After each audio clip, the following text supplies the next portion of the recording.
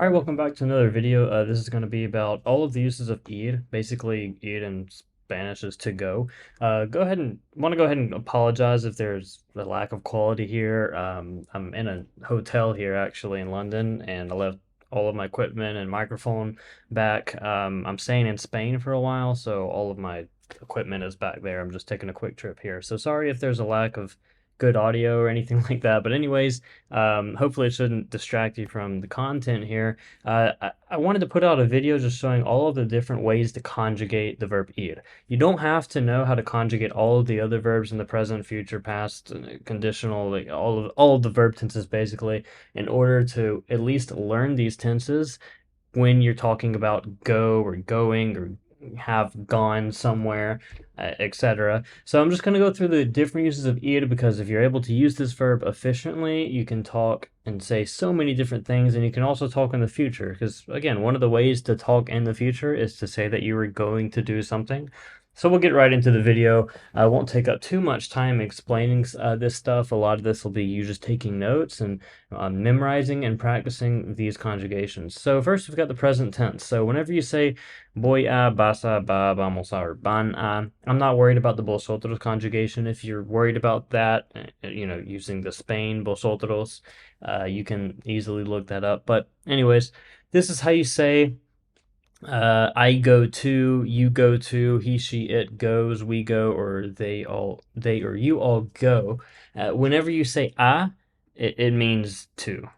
So that's why this is technically I go to, you go to, etc. If you take off the a and you just say boy, bas, ba, etc., then it would just be I go, you go, he, she, it goes, etc.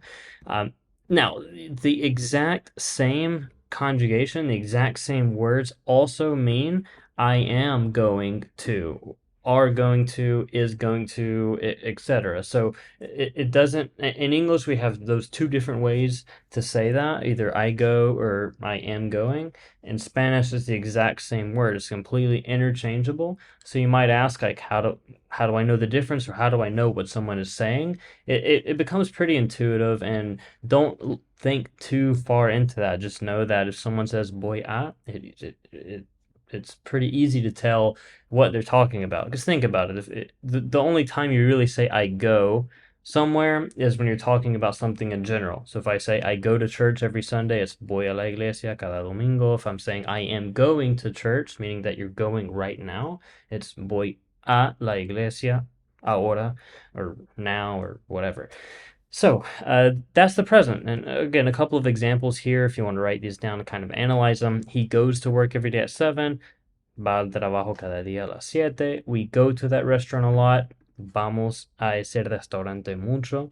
We are going to the restaurant would be vamos al restaurante. So that's the present.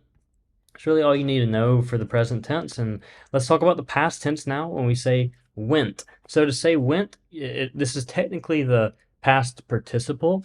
Okay, so there's two ways to conjugate in the past tense in Spanish for verbs. There's either imperfect or preterite. Preterite is for completed actions, which is why technically went would be preterite, because you went somewhere and that's it. In a second, we're going to look at the imperfect version of id, which is just how you say was going to, or were going to something.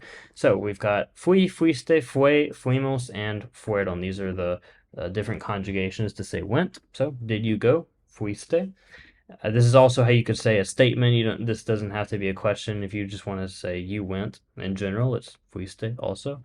He did not go. No fue anoche. So whenever you want to make something negative, just put the word no in front of the verb. I went to the concert last week. Fui al concierto la semana pasada. So that's really all there is to it. Let's talk about the imperfect here, which is what I was explaining earlier, is either was or were going to, is iba. So remember, iba, the accent is always going to go in this I here. So even for the nosotros form, it's not ibamos, it's íbamos. So iba, ibas, iba, íbamos, and iban is I was going. And then if you add that a word, kind of like what we talked about earlier, that's how you add the word to say I was going to, you were going to, etc. So let's do a couple of examples. And you could say this to either say, for example, here this could be I was going to your house, iba a tu casa. if you were to say I was going to call you, it would be iba a llamarte, and we just use a verb there. So you can use it to talk about places where you were going to go somewhere, and you can also use it to talk about actions that you were going to do something. So I was going to tell you, te iba a decir. You could also say iba a decirte. You can put this at the beginning or the end.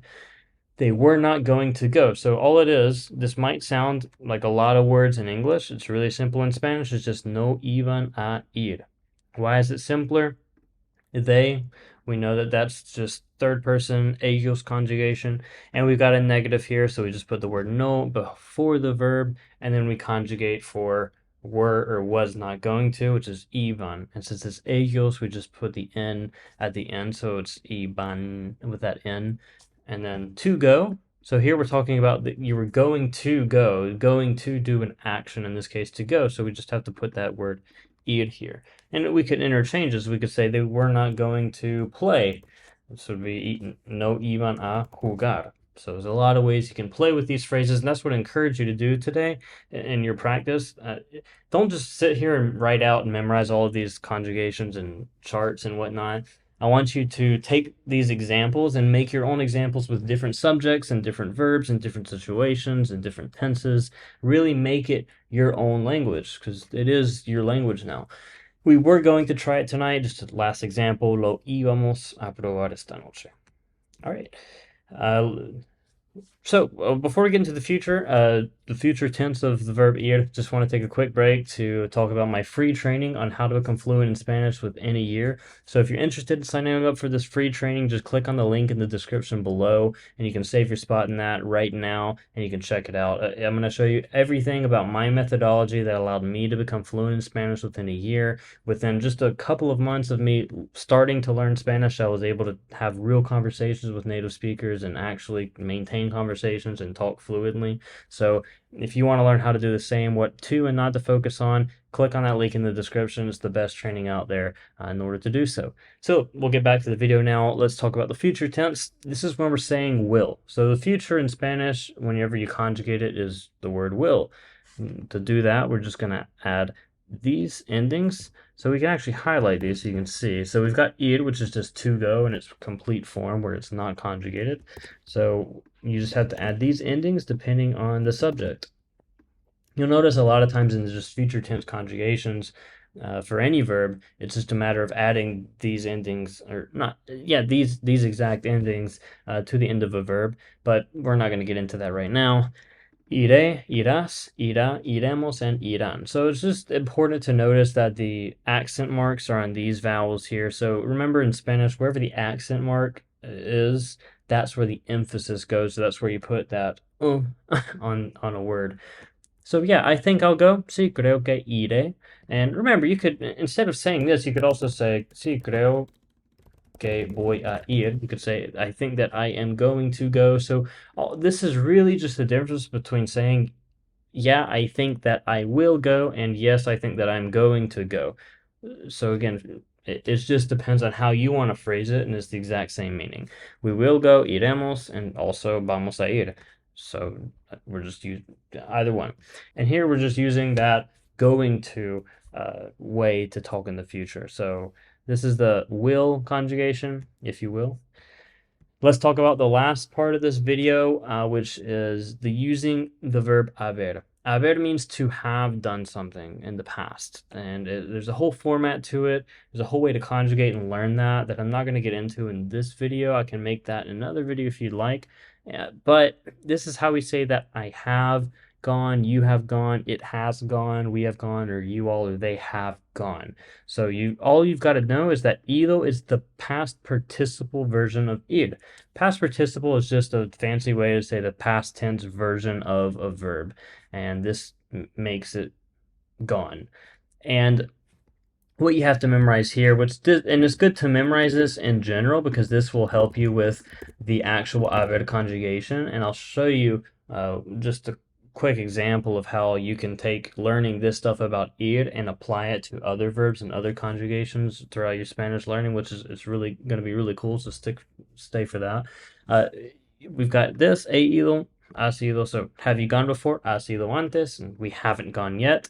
We can highlight this so you can see it better. No hemos ido todavía. Another cool thing we can do is we can take something like I have not thought about that. So it would be no he. That's how you say I have not done something. So something in the past when we're using that have or has not format. So no he pensado en eso. Pensado is to think in the past participle form, to which is thought, to have thought something. So no he pensado en eso would be I have not thought about that. So you can take this and try to form other verbs and just look up how to put a verb in the past participle. It's pretty simple, and if you're able to do that, you'll be able to do this for pretty much any verb, not just for ir, of course. So I hope you enjoyed this video. Please subscribe to the channel if you like these videos and you want more. Comment with any questions that you have and with some video suggestions. Be sure to check out that free training on how to become fluent in Spanish within a year. Again, the link is in the description. See you in the next video. Ciao.